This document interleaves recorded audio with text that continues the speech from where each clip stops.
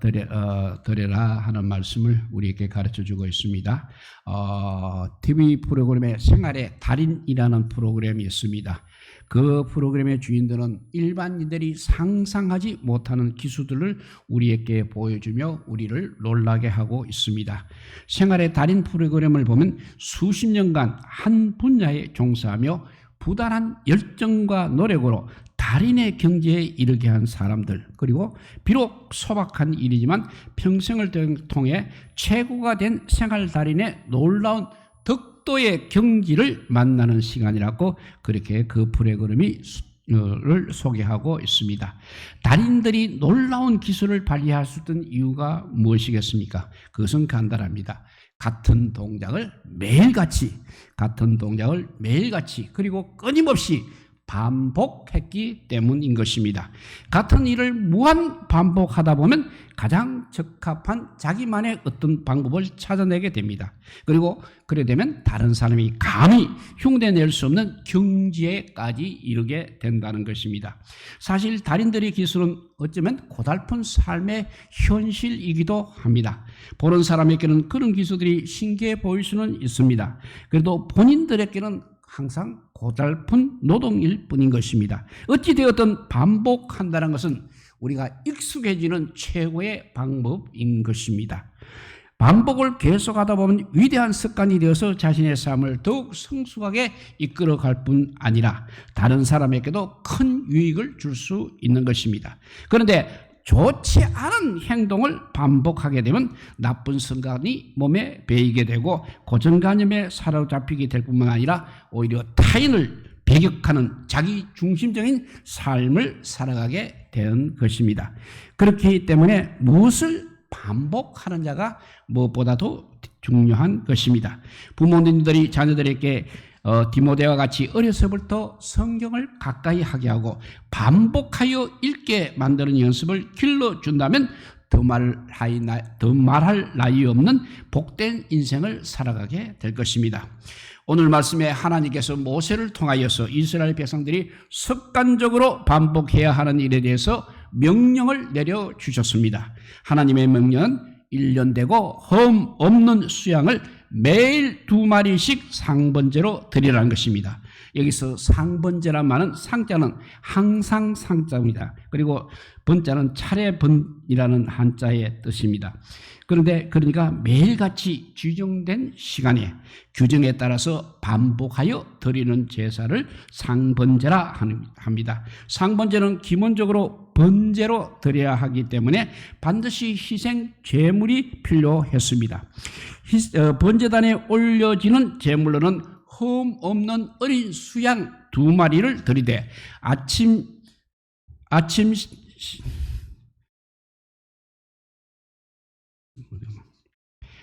시간에는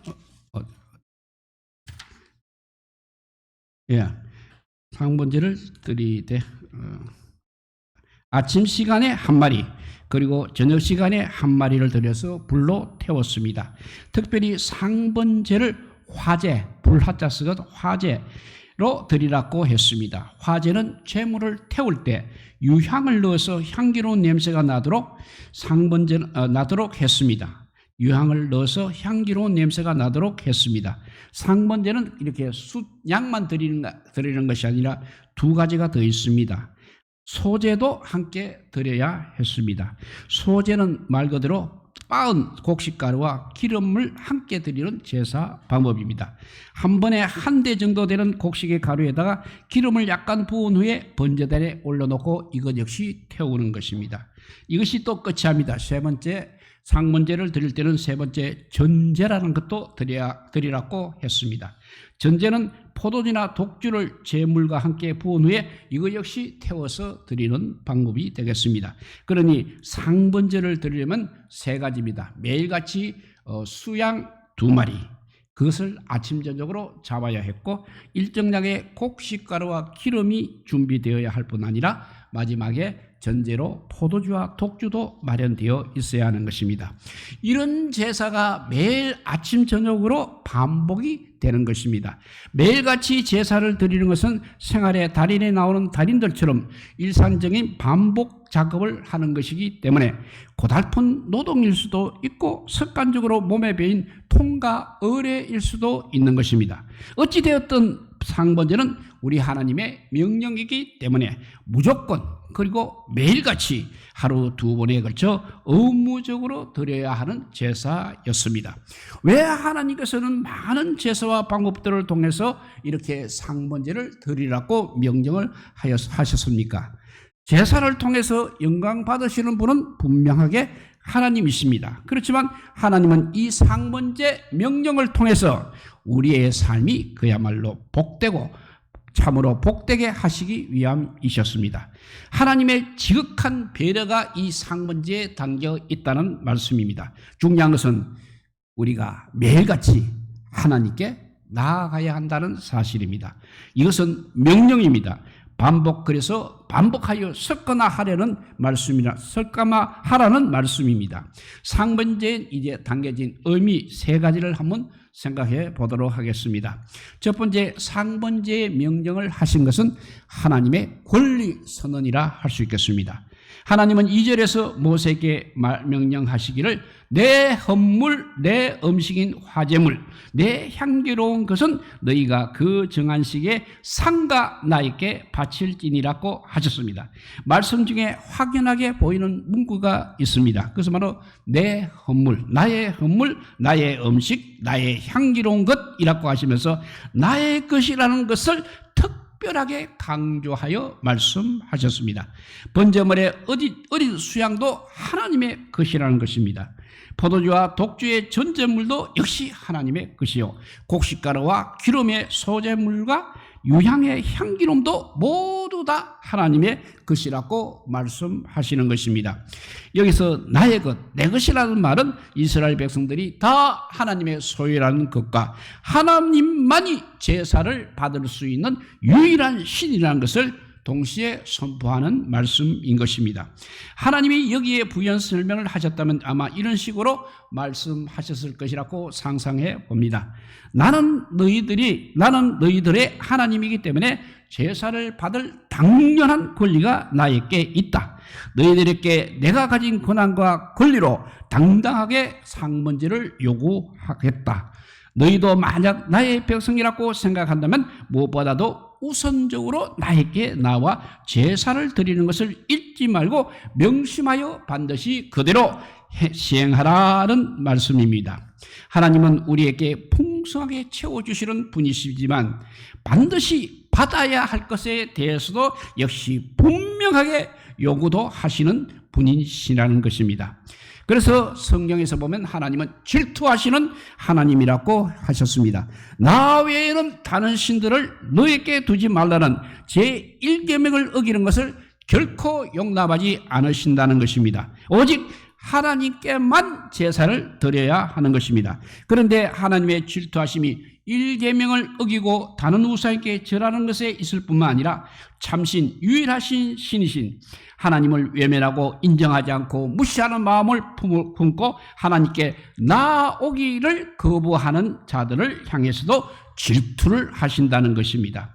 하나님의 당연한 권리인 이 상번제를 거부한다는 것은 바로 1계명을 어기고 우상에게 절하는 것과 같은 최고의 거역 행위요, 최고의 불순종 행위라는 것입니다. 구약의 제사를 이제 신약의 예배라고 연결지어 흔히 말하고 있습니다. 제사와 예배가 완전하게 동일하지는 않습니다만 하나님께 나아간다는 의미에서는 다른 형태를 지닌 예배라고 그렇게 볼 수 있는 것입니다. 상번제가 매일매일 드리는 제사입니다. 그러므로 하나님께 우리 매일매일 예배의 자세로 겸손하게 행동하는 행동이 있어야 하나님의 권리를 우리가 충족시켜 드릴 수가 있는 것입니다. 정해진 시간, 정해진 장소에만 하나님께 나오는 것이 아니라 삶의 전 영역과 삶의 전 시간 속에서 우리는 예배를 드려야 한다는 것입니다. 매일매일의 예배는 나의 것이 아니라 하나님의 것입니다. 그렇기 때문에 반드시 우리 삶에서 놓치지 않고 포기하지 말아야 합니다.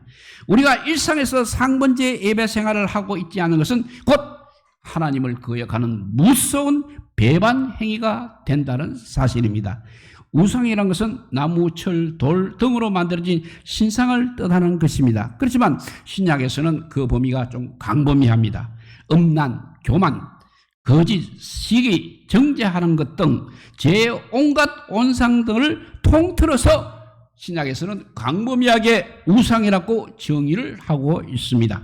이러한 죄와 악의 찌꺼기들을 정리하지 않고서는 우리의 삶은 고통의 연속이 될 것입니다.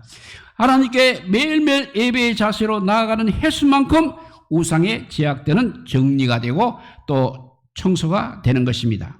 상번제를 드리는 습관은 죄와 악을 끌어내는 유일한 방법인 것입니다. 명령은 내려졌습니다. 이제 각자가 하나님께 매일매일 나아갈 것을 결단하고 그것들을 행하는 실천의 문제만 남아있는 것입니다. 우리가 친한 사람들하고 연락하거나 우연히 만났을 때 흔히 하는 말이 우리 언제 한번 밥 한번 먹자입니다. 그렇게 말해놓고 실제 밥을 같이 먹는 경우는 매우 드뭅니다. 그냥 교제용 멘트일 뿐인 것입니다. 우리가 하나님께 대해서도 곧 기다렸어요. 제가 곧 가겠습니다. 하나님. 이래 말해놓고 이런 일 저런 일로 바쁘게 사느라고 하나님께 나아간 것을 미루다가 결국은 일생에 한 번도 겨우 나가지 못하고 마는 경우가 있습니다. 결국 지친 몸으로 주일 예배에 이끌려 나오다시피 하고 있습니다. 이것이 우리 신앙인의 대부분 현실입니다. 상번제를 드리겠다고 해놓고도 사느라고 바쁜 나머지 다 잃어버리고 살아가는 우리들에게는 하나님께서는 매우 서운해하시면서 이렇게 말씀하실 것입니다. 나는 너희들을 정말 보고 싶은 마음에 24시간 내내 언제 오나 기대감으로 대기하고 있었는데 오늘도 결국 아무도 나에게 오지 않고 있구나. 하루에 나를 향하여 두 번만 얼굴을 돌리고 눈 한 번 마주쳐 주는 것이 그렇게 어렵구나. 참으로 너희를 보고 싶구나 하실 것입니다. 상번제를 명령하신 하나님의 마음이 이렇다는 것을 우리가 상상해 본 것입니다. 엘리야 선지자가 갈멜산에서 이스라엘 백성들에게 말을 합니다. 너희가 어느 때까지 둘 사이에 머뭇하려느냐. 여호와가 만일 하나님이면 그를 따르고 또 바알이 만일 하나님이면 그를 따를지니라 했습니다. 백성들은 엘리야 말에 한 사람도 대답을 하지 않았습니다. 하나님을 선택하지 않았다는 것입니다.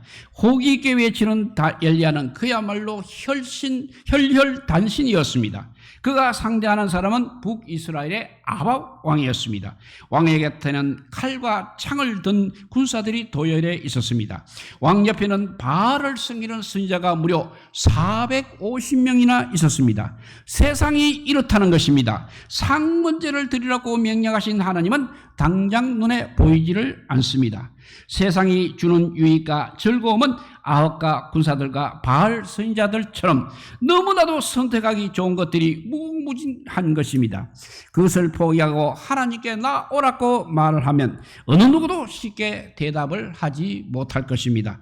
엘리야 앞에 있는 백성들은 아직 하나님의 불이 내려오지 않은 상황이었습니다. 확신을 주는 무언가가 없었다는 것입니다. 하지만 우리에게는 세상이 점점 악해져 간다고 하여도 확실하게 선택할 수 있는 증거가 바로 우리 예수님이십니다. 예수님이 바로 약속의 증거입니다. 그런데 우리에게 더 무슨 그 증거가 필요한 것입니까?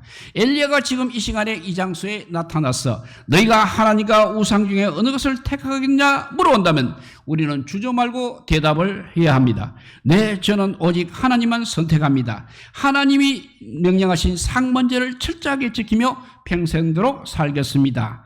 이렇게 결심으로 고백한 것은 나의 것이 아니라 하나님의 것이기 때문에 반드시 그 고백대로 우리는 하나님께로 나아가야 하는 것입니다. 우리 성도들은 매일매일 드리는 하나님만을 선택하는 상번제의 삶을 살아가셔서 하나님의 마음을 정말 기쁘게 해드리는 건강하고 온전한 믿음의 예배자들로 살아가시기를 축복합니다. 이렇게 상번제를 명령하신 것은 하나님의 권리 선언이라고 했습니다. 두 번째 상번제의 명령은 우리 삶의 무게를 이겨내게 하는 은혜인 것입니다.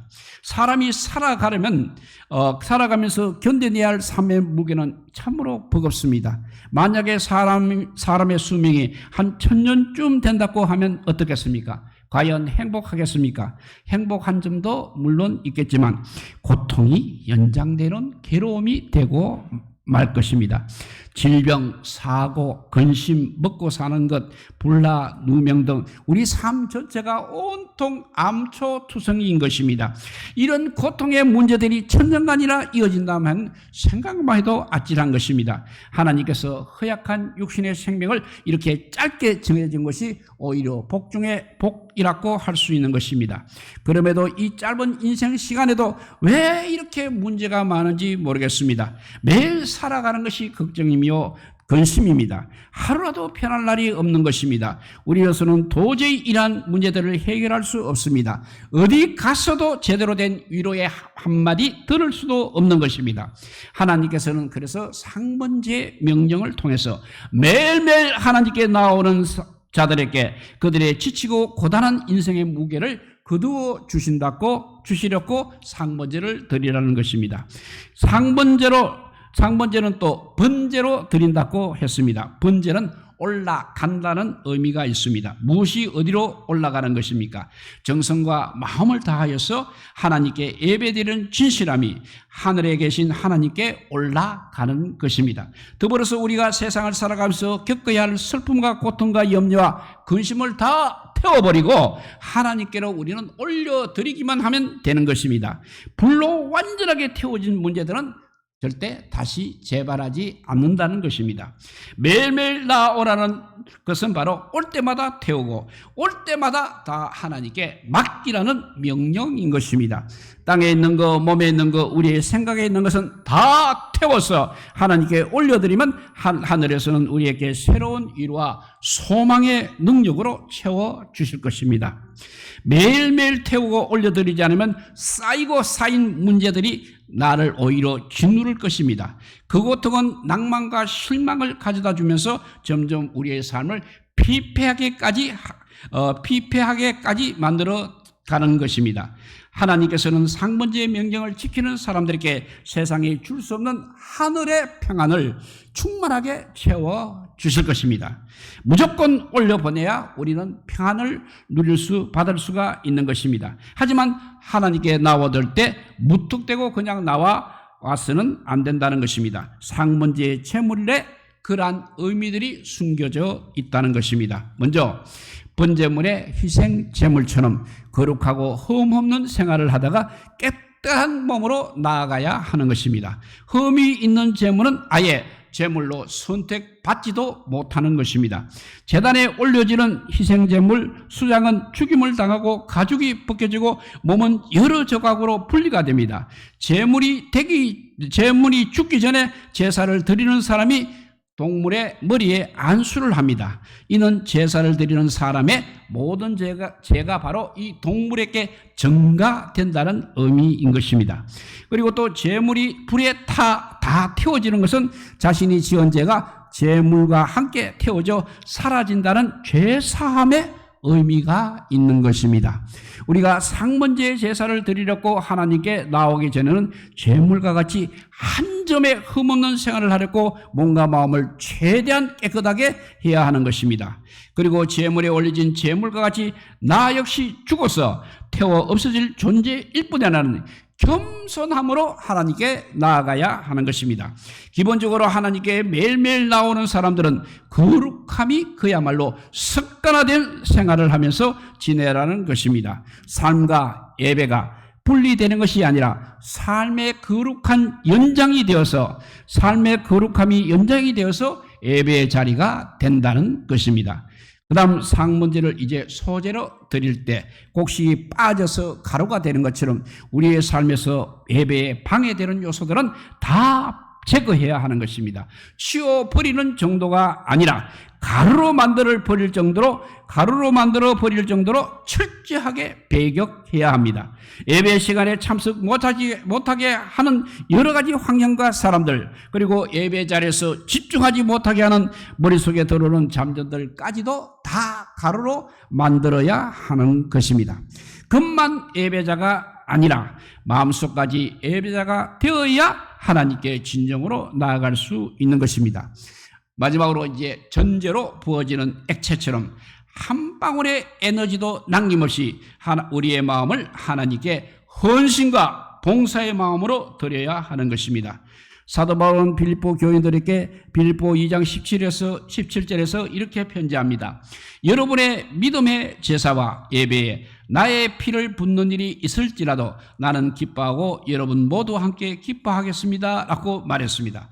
감옥에 비록 갇혀있는 바울이지만 그는 복음을 위해서는, 그리고 빌립보 교회와 성도들을 위해서라면 전제와 같이 자신의 모든 것을 다 쏟아부어 주는 것이 가장 기쁘고 또 기쁜 일이라고 했습니다.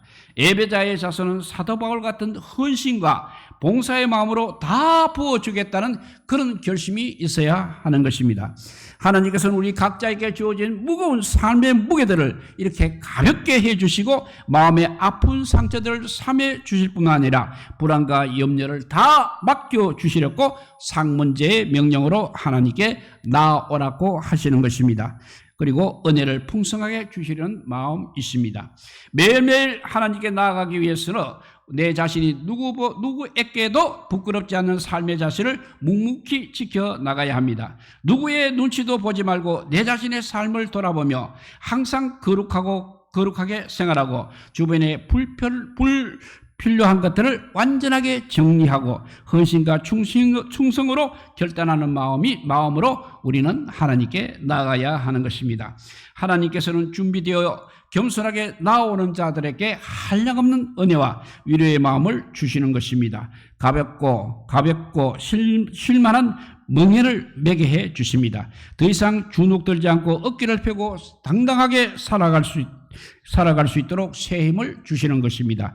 우리 성도들이 상번제의 명령을 잘 지키셔서 삶의 무게를 이겨내게 하시는 하나님의 그 크신 은혜를 충만하게 받으시고 매일매일 새로운 능력으로 승리의 기쁨 속에 살아가시기를 축복합니다. 이렇게 하나님께서는 첫 번째 상번제를 드리라는 것은 권리선언이라 했고, 두 번째는 삶의 무게를 이겨내게 하신다고 했습니다. 세 번째 상번제의 명령은 바로 기도와 감사의 생활을 우리에게 요구하신 것입니다.